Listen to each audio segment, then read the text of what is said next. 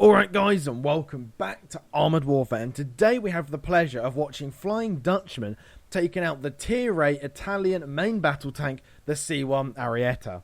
Now this vehicle, I've never played it.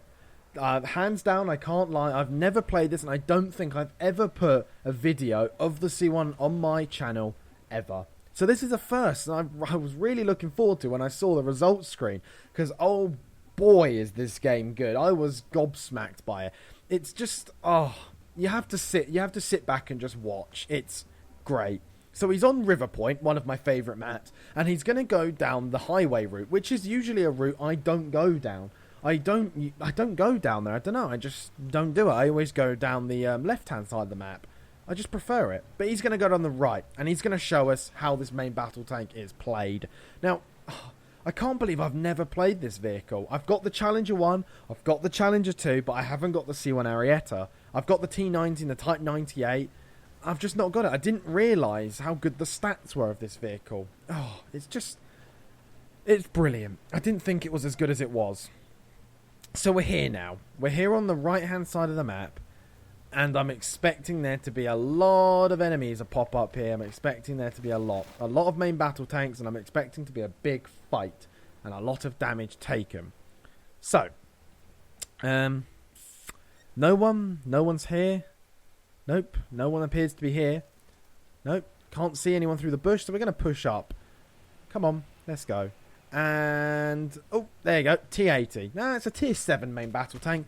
Good vehicle. But it's not going to be able to take on an Arietta by itself. And then there's a 2A5 Leopard. Oh, God. But he puts a round into it. And sadly, because this is a replay, I can't see the sniper view. But I'm assuming he put a good shot there into the driver's hatch of the 2A5. Dealing a considerable amount of damage for only a 120mm gun on this vehicle. Quite powerful at that. T72A for backup. It's only him and the T72A here. And there are going to be a few more enemy vehicles pop up in a minute. But on the minimap, you can see there is a friendly Challenger 1 moving back to support. So he's playing it in the side scrapey role. Not too bad, but there are a few problems associated with that. Such as the air vents for the engine are mounted on the side for crit damage. But he did actually take a round there from the Leopard 2A5 into the Cupola. Not doing too much damage really, only doing about 203 or so damage. Not particularly a lot, considering this vehicle has 2,500 HP. Only 200. Less than 10%. Right. Smoke's been deployed, and everyone's sort of going, it's a war of attrition. But this Challenger 1's deciding he's having none of it, and he rushes out into the open. Still dealing damage to this enemy Leopard 2, easily being able to cut through his frontal armor with this gun. And we take another bounce off the front of this vehicle. Now, the armor is amazing. Tier 7 Leopard 2 has been neutralised. It's only the T-72 on 17 HP. Can we kill him? Nope, we bounce off. Bounce off his upper plate. Brilliant. A 2A5 and a T-80 there off to our left. Using the low ground and the humps to our left to give us a bit of cover from him. Move back. The Leopard 2A5 does miss, and we finish off the T-72A. Bounce off the T-80. T-80 bounces his shot off us as well. So the Challenger 1's going to go after the T-80 while we make a move against the Leopard 2A5. Sort of wiggling side to side as we're driving towards him, making it more difficult for the 2A5 to shoot our driver's hatch.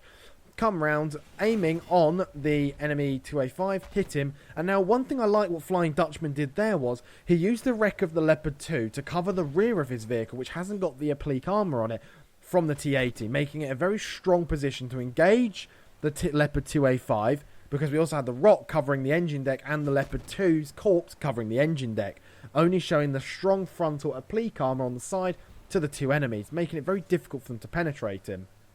And while the 2A5 over-angles way too much on his reverse, and we strike him through the side with this 120mm gun, killing him, putting another round as well into the side of the enemy T-80, finishing him off as well. So we took one round there that penetrated, which was, astonishing considering the amount of firepower there was on that flank.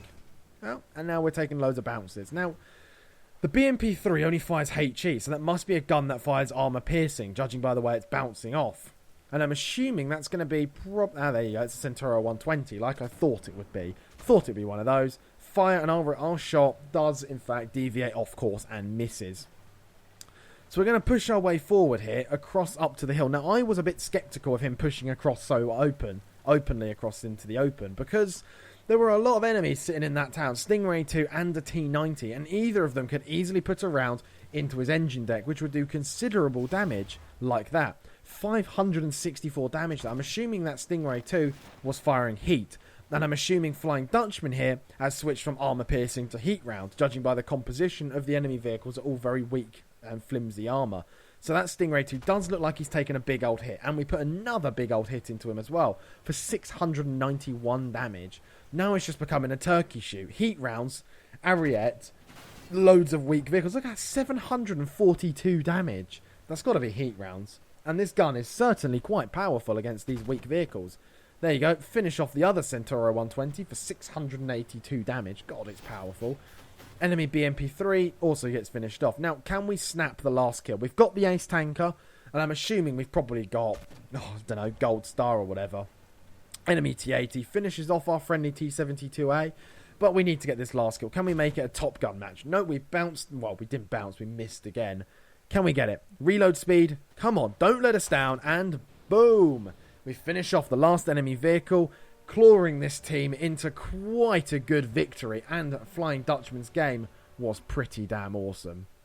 So guys, Flying Dutchman managed to use his Ariete strengths to, oh my god, to his absolute advantage, and just completely obliterated the flank that he was on. He used the absolute monstrous gun, the 120mm gun. It has on its top F1B APFSDS rounds 527 average damage, and to my utter surprise, it has 594mm of penetration. Now this gun, that means it has 6 millimeters less penetration than the T90's top armor piercing rounds. I thought the T90 had got god penetration for its tip, but the Ariete is so close to that on penetration. I was actually gobsmacked. And then as well, the armour of this vehicle. Look at this. It hull 362mm of hull armour. And look at that angling.